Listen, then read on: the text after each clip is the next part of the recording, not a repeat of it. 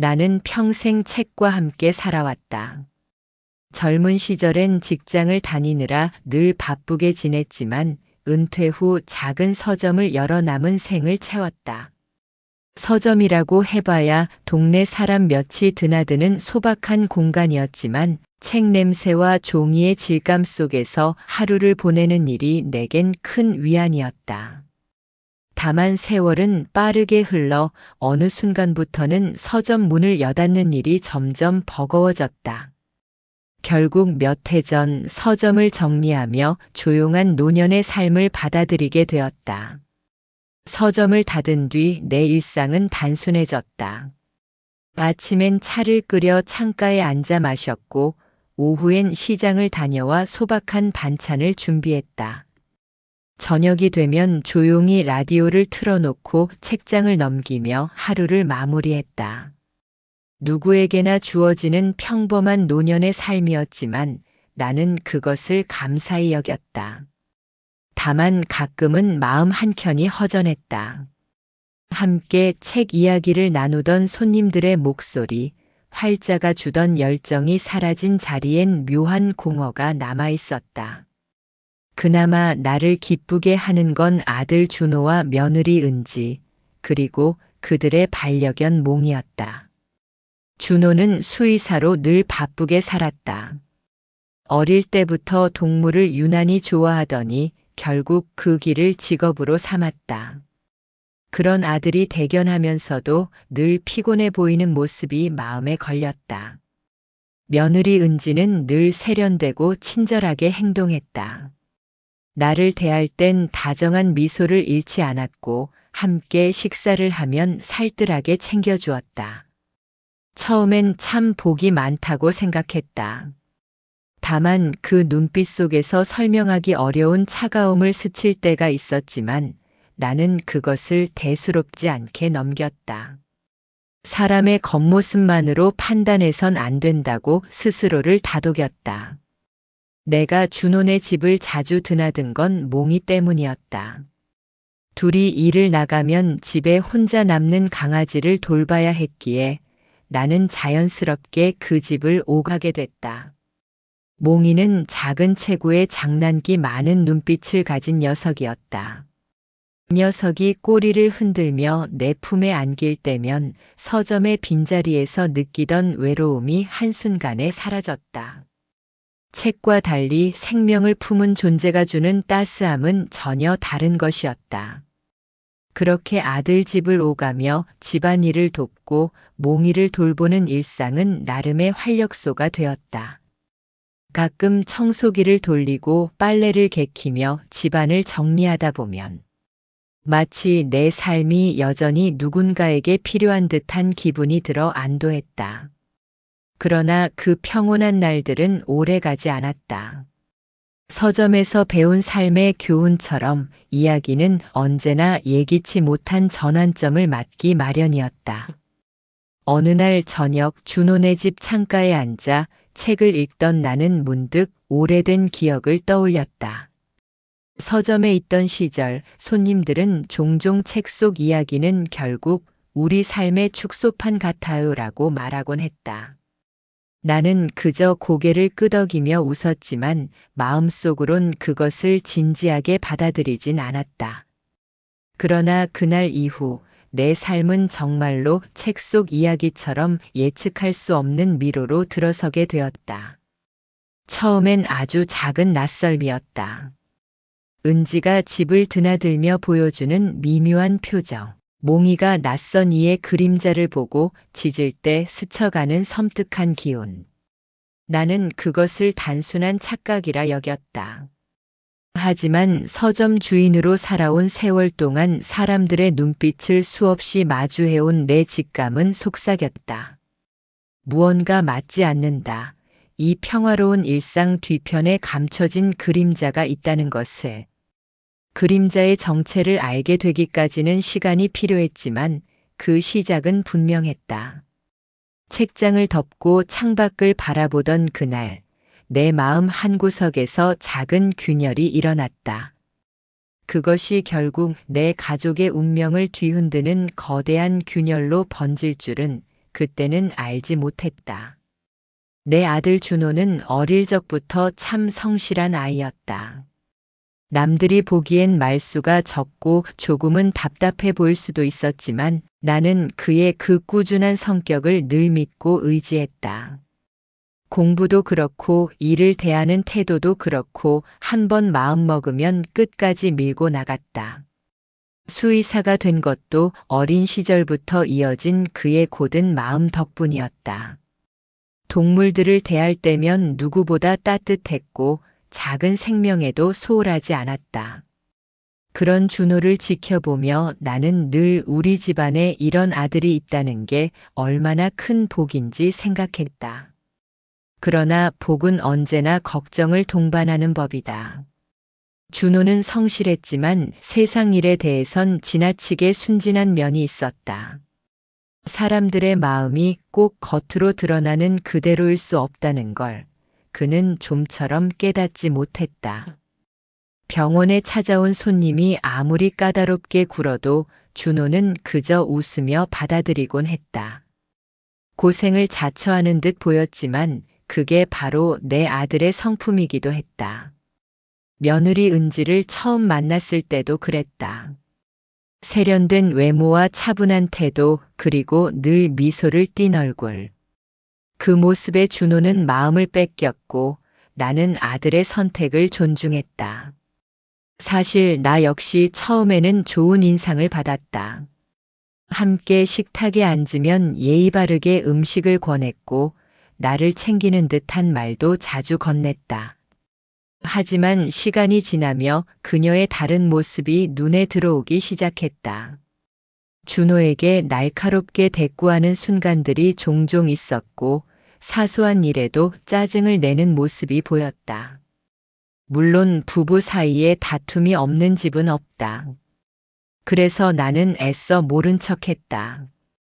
준호는 언제나 그렇게 말했다. 엄마, 은지가 좀 예민해서 그렇지 큰 문제는 아니에요. 일이 많아서 힘들다 보니 그럴 수도 있죠. 나는 그 말에 고개를 끄덕이면서도 은지의 눈빛이 마음에 걸렸다. 겉으론 다정한 미소를 띄었지만 문득 스쳐 지나갈 때 드러나는 차가움은 설명하기 어려웠다. 그것은 마치 책 속 인물이 의도적으로 감춘 진짜 얼굴을 얼핏 본 듯한 느낌이었다. 나는 수십 년 동안 서점을 지켜왔다. 수많은 사람들의 발걸음을 맞으며 그들의 표정과 태도를 읽는 법을 배웠다. 책을 고르던 손님들의 시선 속에서도 그들의 고민이나 기분을 느낄 수 있었고 종종 말하지 않은 속마음까지 짐작할 수 있었다. 그런 나의 눈에 비친 은지는 단순히 예민한 며느리가 아니었다. 하지만 그 생각을 입 밖으로 꺼내진 않았다. 혹여 내가 괜한 의심으로 가족의 화목을 해칠까 두려웠기 때문이다. 나는 스스로를 다독였다. 괜찮다. 다 너의 생각일 뿐이다. 준호가 행복하다면 그것으로 충분하다. 그렇게 마음을 정리했지만 어느 순간 은지와 준호의 대화 속에 스며드는 작은 균열들이 나를 불편하게 했다. 은지가 목소리를 낮춰 무언가를 말하고 준호가 그저 고개를 끄덕이며 넘어가는 장면은 자주 목격되었다. 몽이마저도 그런 기운을 느끼는 듯 보였다. 녀석은 가끔 은지가 다가오면 몸을 움츠리거나 조용히 구석으로 물러났다. 강아지는 본능적으로 사람의 마음을 알아차린다고 하지 않던가. 그 모습이 내 눈에는 더욱 선명하게 다가왔다. 그러나 준호는 전혀 눈치채지 못했다. 아니, 알면서도 모른 척하는 걸지도 모른다. 나는 깊은 한숨을 내쉬며 마음속으로 중얼거렸다. 우리 아들은 착해서 문제다. 너무 착해서 세상의 어둠을 보지 못한다. 그날 이후 나는 아들의 집을 오가며 은지를 좀 더 주의 깊게 살폈다. 그러나 그럴수록 내 마음은 더 복잡해졌다. 그녀의 친절한 행동은 의심을 무색하게 만들었고 그 안에 숨어 있는 낯선 기운은 다시금 나를 긴장시켰다. 마치 책 속 이야기의 초반부처럼 작은 복선이 깔리지만 아직 본격적인 전개는 시작되지 않은 듯 했다. 나는 알 수 없었다. 내 불안이 단순한 노파심인지 아니면 진짜 다가올 파국을 예고하는 전조인지. 다만 확실한 건 내 아들 준호는 그 모든 것을 전혀 의심하지 않고 있다는 사실이었다. 아들 집을 오가는 내 일상은 어느새 자연스러운 습관이 되었다. 준호와 은지가 바쁜 날이면 나는 몽이를 돌보러 집에 들렀다. 녀석은 작은 발을 달각거리며 현관까지 달려 나와 꼬리를 흔들곤 했다. 그 모습이 내겐 세상 무엇보다 기분 좋은 환영이었다. 그날도 나는 청소기를 돌리고 싱크대에 쌓인 접시를 정리하며 시간을 보냈다. 별다른 일도 없었다. 그저 하루가 흘러가는 평범한 오후였다. 그러나 문득 거실 구석에 놓인 작은 기계가 내 눈길을 끌었다. 검은색 둥근 눈처럼 생긴 그것은 몽이를 지켜보기 위해 설치된 반려견 카메라였다. 평소엔 대수롭지 않게 지나쳤지만 그날따라 어쩐지 마음이 끌렸다. 호기심이 이끄는 대로 나는 리모컨을 들어 전원을 눌렀다. 화면에는 익숙한 장면들이 펼쳐졌다. 몽이가 혼자 놀다 졸음을 이기지 못해 소파에 기대어 눈을 감는 모습, 준호와 은지가 웃으며 간식을 주는 모습. 아무것도 특별할 것 없는 일상이었다. 그러다 문득 저장된 영상 목록이 눈에 들어왔다. 대부분은 짧은 몇 분짜리였는데 유난히 길게 녹화된 파일 하나가 눈에 띄었다. 길이가 다른 영상보다 몇 배는 길었다. 순간 망설임이 밀려왔다. 단순히 몽이가 장난치는 모습일 수도 있겠지. 그러나 어쩐지 그 영상이 나를 부르는 것 같았다. 손끝이 떨리며 재생 버튼을 눌렀다. 처음 몇 분은 별다를 것 없었다. 빈 거실 창밖으로 스며드는 햇살, 그리고 몽이가 소파 밑에서 장난감을 물어뜯는 소리. 그런데 시간이 지나자 화면에 낯선 움직임이 잡혔다. 구두 소리였다. 화면 구석에 나타난 신발은 내가 알지 못하는 낯선 남자의 것이었다. 구두 끝이 반짝였고 카메라에 잡힌 종아리는 낯선 체격을 드러냈다. 이어서 들려온 목소리에 나는 온몸이 얼어붙었다. 낮고 차갑게 가라앉은 은지의 목소리였다. 이번 달만 잘 넘기면 돼. 준호만 없애면 우리 앞길은 열려. 순간 손에서 리모컨이 미끄러질 뻔했다. 숨이 턱 막히고 가슴이 미친 듯 뛰었다. 다시 화면을 바라보니 은지 맞았다. 웃음을 짓던 며느리의 얼굴은 그곳에 없었다. 대신 낯설고 차갑게 굳은 표정만이 화면에 박혀 있었다. 그리고 곧 낯선 남자의 목소리가 이어졌다. 굵고 무심한 음성이었다. 교통사고로 위장하는 게 제일 깔끔하지. 차 브레이크에 손만 대면 알아차릴 사람 없어. 나는 소리를 질러야 할지 화면을 꺼야 할지 알 수 없었다. 그러나 눈을 뗄 수 없었다. 그 대화는 내 아들의 운명을 겨냥한 칼날 같았다. 은지가 다시 입을 열었다. 만약 그게 실패하면 약물을 쓰는 것도 방법이야. 내가 병원에서 구해올 수 있어. 내 손끝이 차갑게 얼어붙었다. 방 안의 공기가 모두 사라진 듯 숨조차 쉬기 힘들었다. 몽이는 내 다리 곁에서 꼬리를 내리고 낮게 웅웅거렸다. 녀석조차도 화면 속 불길한 기운을 감지하는 듯 했다. 나는 부들부들 떨며 화면을 끄지 못한 채 계속 바라봤다. 은지와 낯선 남자는 더 많은 이야기를 주고받았다.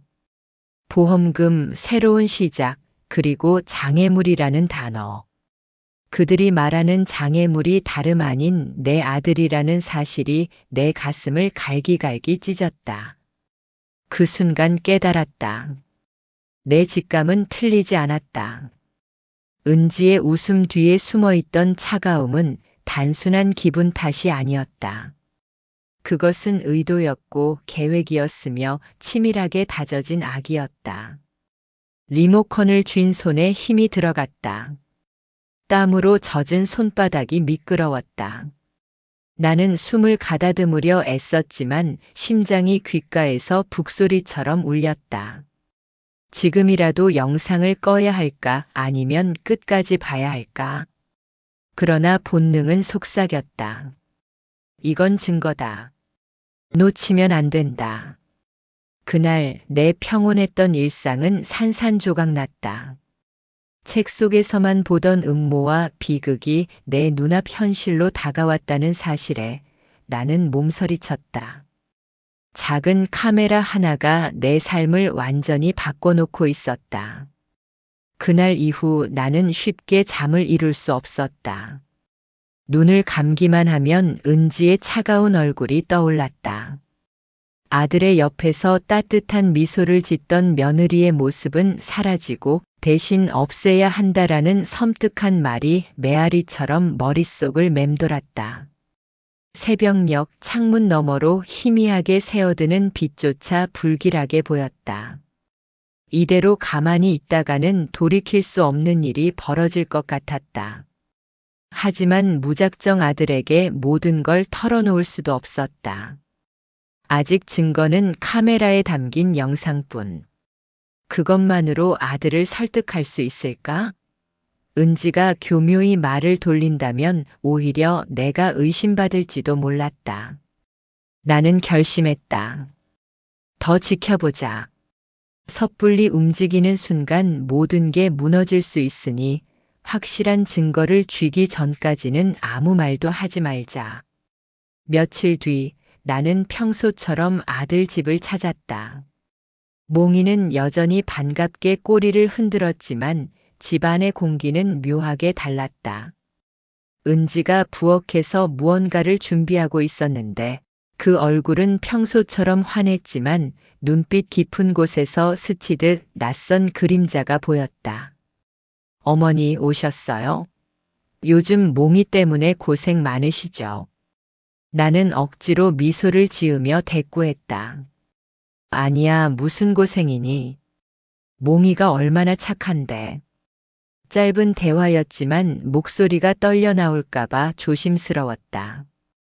혹여 은지가 내 마음을 눈치챌까 두려웠다. 하지만 다행히 그녀는 아무 의심도 하지 않는 듯 보였다. 오히려 내 손에 따뜻한 차를 쥐어주며 다정한 미소를 지었다. 그 모습에 잠시 혼란스러웠다. 정말 그날 본 영상이 현실이 맞을까? 혹시 착각은 아닐까? 그러나 곧 머릿속에 다시 울려 퍼졌다. 준호만 없애면 우리 앞길은 열려. 나는 고개를 들어 은지를 바라봤다. 평범한 며느리의 얼굴 뒤에 낯선 그림자가 겹쳐 보였다. 그날 밤 몽이가 자꾸만 베란다 쪽을 향해 짖었다. 낮은 울음 섞인 짖음은 보통 때와 달랐다. 창문을 살짝 열어보니 어둠 속에서 스치는 인기척이 느껴졌다. 분명 누군가 집 근처를 서성이던 것 같았다. 가로등 불빛에 잠시 비친 그림자는 키가 크고 체격이 좋은 남자였다. 순간 영상 속 낯선 남자의 모습이 떠올라 등골이 서늘해졌다. 나는 커튼을 황급히 닫고 가만히 숨을 죽였다. 혹시 그들이 나를 의식하기 시작한 건 아닐까? 만약 그렇다면 나뿐만 아니라 준호까지 위험에 빠질 수 있었다. 그 생각에 가슴이 철렁 내려앉았다. 며칠 동안 나는 일부러 더 자주 집에 들렀다. 몽이를 돌본다는 핑계였지만 사실은 은지와 그 남자의 움직임을 더 알아내기 위함이었다. 그러나 은지는 언제나 다정했고 낯선 남자는 다시 나타나지 않았다. 마치 그날의 영상과 그림자가 모두 꿈이었던 것처럼. 하지만 불안은 가시지 않았다. 몽이는 여전히 밤마다 짖었고 나는 그 울음소리에 잠에서 깼다. 녀석의 눈동자는 언제나 어둠 속 한 점을 똑바로 응시했다. 마치 우리가 보지 못하는 무언가를 보고 있다는 듯이. 그때마다 나는 속으로 다짐했다. 끝까지 지켜본다. 내 아들을 위해서라면 무엇이든 한다. 내 평범했던 일상은 더 이상 돌아올 수 없었다. 이제 나는 은지와 그리고 그 남자라는 낯선 그림자와 맞서야 했다. 며칠 동안 나는 거의 잠을 이루지 못했다. 눈을 감을 때마다 영상 속 은지의 목소리와 그림자 같은 남자의 발소리가 귓가에 맴돌았다. 아들의 집에 머무는 시간이 늘어날수록 은지의 작은 말투와 표정 하나하나가 예민하게 다가왔다. 어머니, 몽이 밥은 아침에 챙기셨어요? 은지는 아무렇지 않게 웃으며 말을 건넸다. 나는 고개를 끄덕였지만 마음속은 소용돌이쳤다. 응, 챙겨줬지. 잘 먹더라. 내 대답은 평범했지만 속으로는 긴장이 흘렀다. 몽이 밥을 챙기는 사소한 일조차도 마치 내가 감시받는 듯한 기분이 들었다. 혹시 내가 카메라 영상을 본 사실을 은지가 알아채기라도 했다면? 나는 최대한 담담하게 지내려 애썼지만 은지의 눈빛은 종종 알 수 없는 불안을 안겨주었다. 그녀는 여전히 세련되고 친절했으나 그 웃음 뒤에 숨어 있는 무언가가 있었다. 준호가 있을 땐 다정한 아내였지만 그가 자리를 비우면 공기 자체가 달라졌다. 몽이는 그 미묘한 변화를 더욱 예민하게 감지했다. 준호가 출근한 낮 시간 은지가 부엌에서 전화를 받을 때면 녀석은 어김없이 문 쪽을 향해 낮게 으르렁거렸다. 마치 보이지 않는 낯선 이의 그림자가 집안을 들이우고 있는 듯 했다. 나는 우연을 가장해 부엌 근처에서 은지의 전화를 엿듣게 되었다. 그녀의 목소리는 낮았지만 단호했다. 오늘 밤은 힘들어요. 어머니가 계시니까. 다음 기회를 봐야겠어요. 그 순간 등골이 싸늘해졌다. 분명히 그 오늘 밤이라는 말 속에는 불길한 의도가 숨어 있었다. 은지는 짧게 통화를 마치고 돌아서며 내 눈치를 살폈다. 나는 황급히 시선을 돌려 부엌 창밖을 바라보는 척했다. 손끝이 떨렸지만 아무렇지 않은 얼굴을 유지해야 했다. 그날 저녁 준호가 집에 돌아왔을 때 나는 무언가 말하고 싶었지만 차마 꺼내지 못했다. 준호는 피곤한 얼굴로 몽이를 안아 올리며 미소 지었다. 몽이야, 아빠 왔다. 그 순간만큼은 세상 모든 어둠이 사라진 듯 했지만 나는 알았다. 이 평화가 오래가지 않으리라는 것을. 밤이 깊어가자 은지는 다시 외출 준비를 했다. 준호에게는 친구를 만나러 간다고 했지만 내 눈엔 거짓이 뻔히 보였다. 그녀는 짙은 코트를 걸치고 작은 핸드백을 챙겨 나섰다. 나는 망설이다가 조심스럽게 뒤따랐다. 골목 모퉁이를 돌자 그 남자가 서 있었다. 바로 영상 속의 목소리 이태석. 키가 크고 어깨가 넓으며 얼굴에는 무표정한 냉기가 서려 있었다. 은지는 그와 짧게 눈을 마주친 뒤 낮은 목소리로 말을 건넸다. 준호 일정은 내일 확실해. 그때 움직여야 돼. 나는 가슴이 철렁 내려앉았다. 더는 착각이 아니었다. 그들의 음모는 지금 이 순간에도 현실로 다가오고 있었다. 숨을 고르며 그림자 속에 몸을 숨겼지만 발소리가 조금이라도 크게 울리면 들킬까 두려웠다. 한참을 지켜보던 나는 결국 집으로 돌아왔다. 온몸이 땀으로 젖어 있었고 심장은 귀 옆에서 뛰는 듯 요동쳤다. 이제 선택의 시간이 다가오고 있었다. 이대로 침묵한다면 내 아들은 분명 파멸의 길로 내몰릴 것이다. 나는 깊은 숨을 내쉬며 마음속으로 다짐했다. 더는 두려워하지 말자. 그들을 막을 수 있는 건 나뿐이다.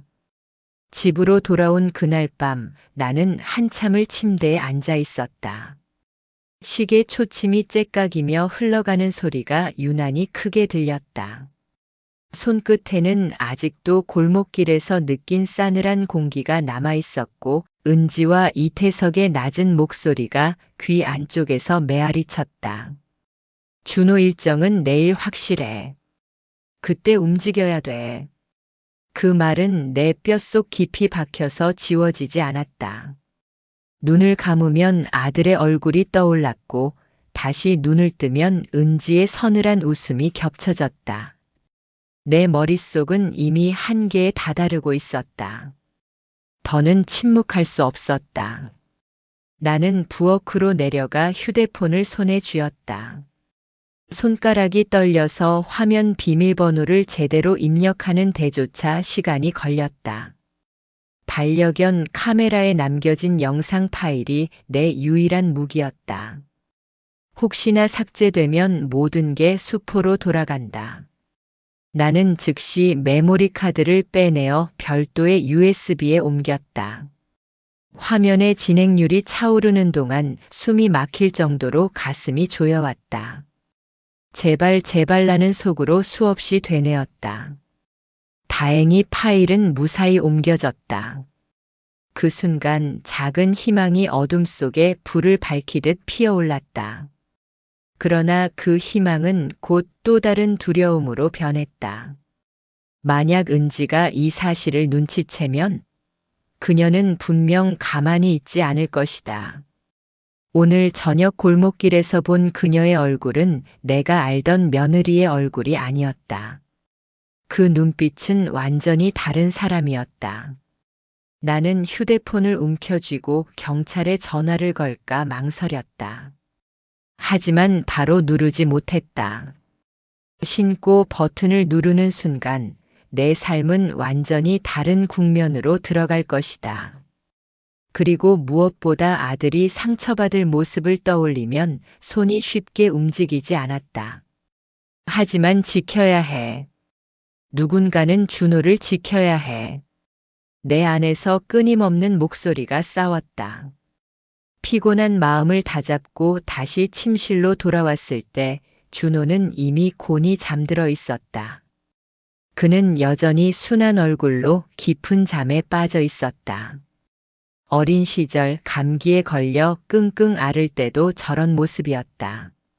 내가 물수건을 이마에 얹어주면 안심한 듯 그 표정으로 잠들곤 했다. 지금은 어른이 되었지만 내 눈에는 여전히 지켜야 할 아이라는 사실이 선명했다. 나는 조용히 방을 나와 거실 소파에 앉았다. 불을 끄고 어둠 속에서 한참을 앉아 있자 오히려 마음이 또렷해졌다. 이제는 선택할 시간이었다. 첫째, 경찰에 바로 증거를 넘긴다. 그럼 은지와 이태석은 곧바로 수사를 받게 되겠지. 둘째, 준호에게 직접 사실을 알린다. 하지만 그 충격이 얼마나 클지 감히 짐작조차 할 수 없다. 셋째, 아무 말도 하지 않고 계속 지켜본다. 그러나 그 선택은 곧 아들의 생명을 내 손으로 외면하는 것이나 다름없었다. 나는 세 번째 길을 단호히 지웠다. 더는 미룰 수 없었다. 그때 현관문이 조용히 열렸다. 시계는 이미 자정을 넘기고 있었다. 나는 심장이 멎을 듯 얼어붙었다. 발자국 소리가 복도에 울렸고 이어 은지의 낮은 속삭임이 들렸다. 내일이면 끝나. 그녀는 방 안으로 들어갔다. 나는 소파 뒤에 몸을 숨긴 채 입술을 깨물었다. 이제 모든 것이 명확해졌다. 내일 그들은 행동에 옮길 것이다. 더 기다릴 시간이 없었다. 나는 결심했다. 내일 해가 뜨자마자 경찰에 증거를 제출할 것이다.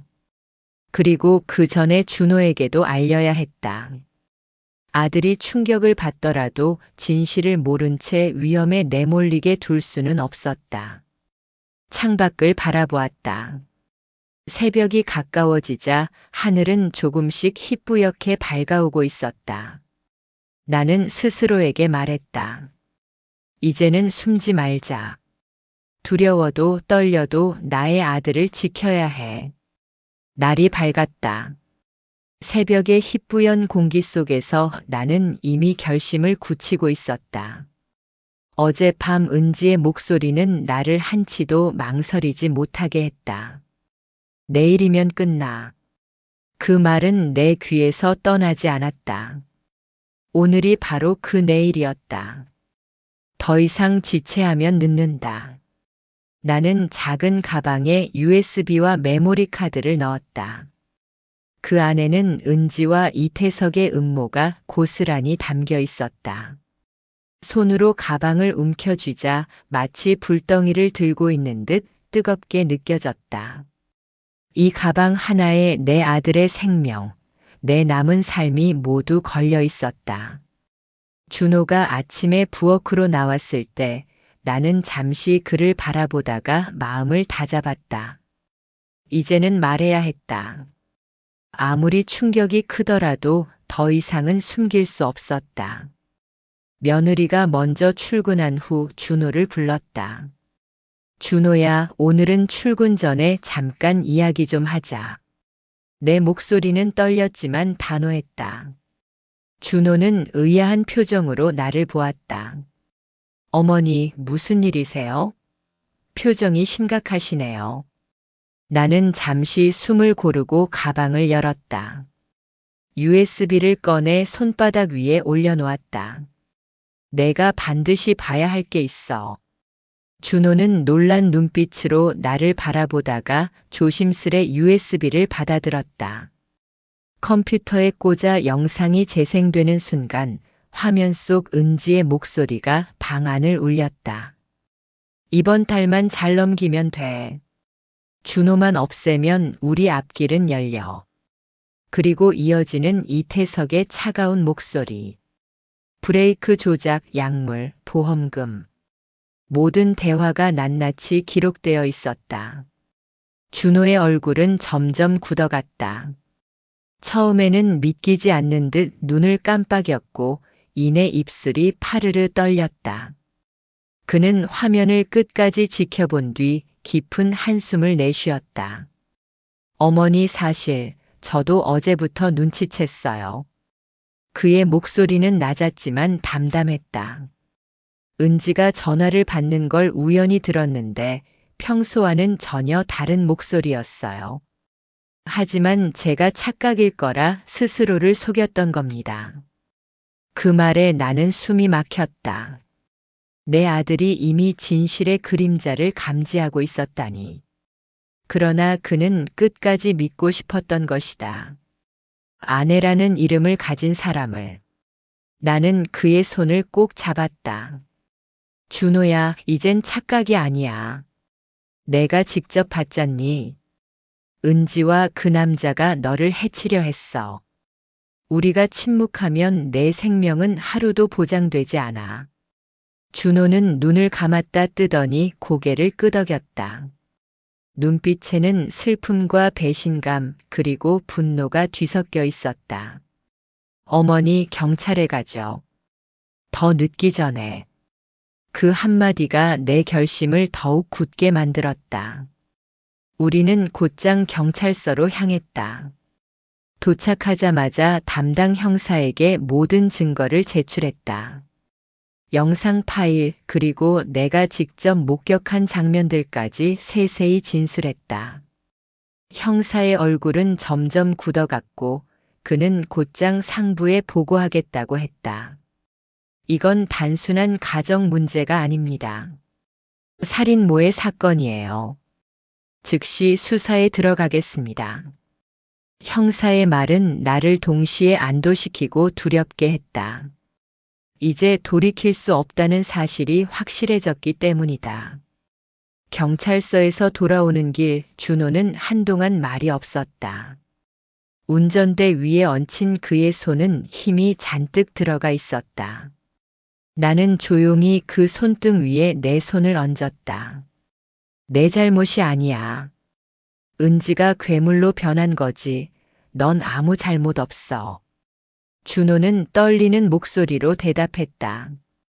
그래도 어머니, 제가 어쩌다 이런 사람을 아내로 맞았을까요? 제 눈이 그토록 어두웠을까요? 나는 조용히 고개를 저었다. 아니야. 누구라도 속을 수 있었어.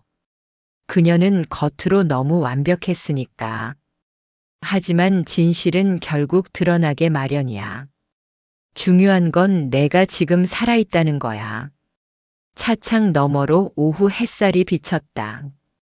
하지만 그 따스함조차도 내 마음을 완전히 녹이지는 못했다.